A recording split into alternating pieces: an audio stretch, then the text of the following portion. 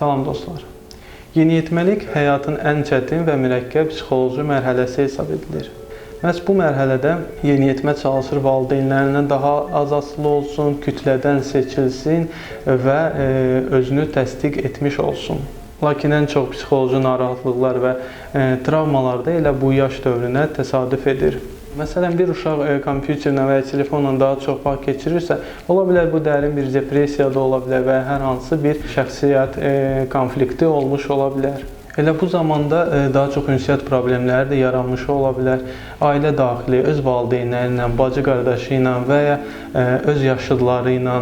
Ona elə gəlir ki, onu heç kim görmür, özünü təsdiq etməkdə problemləri var.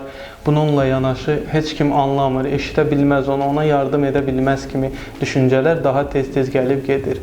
Bununla yanaşı yeniyetməlik dövrü peşə seçimində ən mühüm bir dövrdür.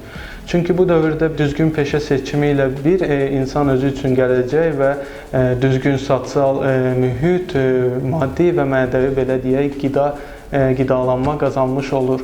Komplekslərin çoxu da məhz yeniyetməlik dövrünə təsadüf edir. Bu dövr yeniyetmə üçün stres və depressiya ilə də müşahidə olunur.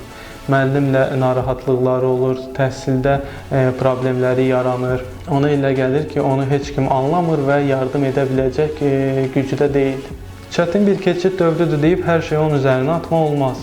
Unutmaq lazım deyil ki, vaxtında edilən peşəkar müdaxilə gələcək özünə inamlı, uğurlu və psixi sağlam şəxsiyyət yetirməkdə töhfəsini vermiş olacaq.